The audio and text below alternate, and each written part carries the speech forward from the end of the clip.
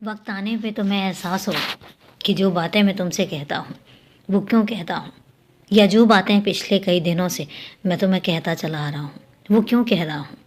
मैं तुम्हें किस बात के लिए आगाह करना चाहता था और मैं तुम्हें क्या चीज़ें देना चाहता था, ये आने वाले कुछ दिनों में तुम्हें बहुत जल्दी पता लग जाएंगी।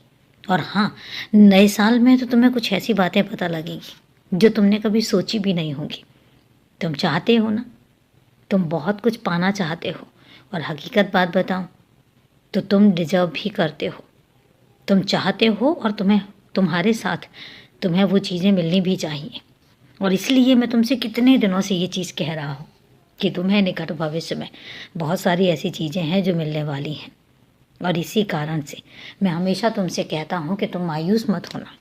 कभी अपने लिए ऐसा कुछ मत सोचना कि तुम्हारे हक में ये नहीं है या तुम इन सब चीज़ों के हकदार नहीं हो। नहीं, तुम्हें तो पता भी नहीं है कि तुम किन किन चीज़ों के हकदार हो।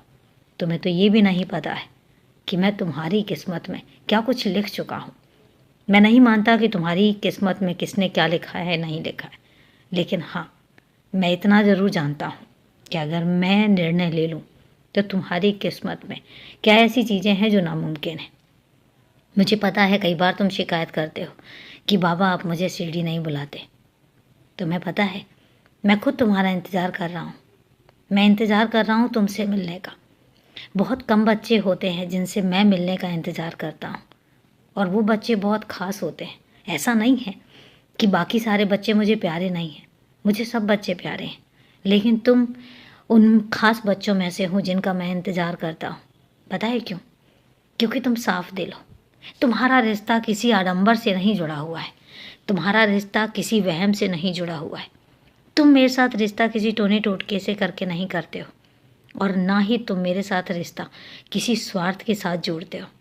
तुम्हारा मेरा रिश्ता बहुत पवित्र है, इतना पवित्र है कि तुम मेरे साथ जिस रिश्ते में हो उसमें लड़ाई भी है, झगड़ा भी है, प्यार भी है, रूठना भी है, मनाना भी है। और इसलिए मैं तुमसे कहता हूँ तुम्हारा मेरा रिश्ता बहुत ख़ास है। और इसलिए मैं कहता हूँ कि तुम मुझसे इतने दूर नहीं हो जितना तुम सोच जाते हो। और रही बात शिरडी की, तो शिरडी सिर्फ तुम्हारा घर है, तुम कभी भी आ सकते हो। लेकिन हाँ, मैं चाहता हूँ कि जो चीज़ें तुमने सोच रखी हैं, जिस तरीके से तुम आना चाहते हो, तुम उस तरीके से आओ। तुम उस तरीके से आओ जिस तरीके से आकर तुम्हें सुकून मिले। खुश रहो, हमेशा खुश रहो, और मैं हमेशा तुम्हारे साथ हूँ।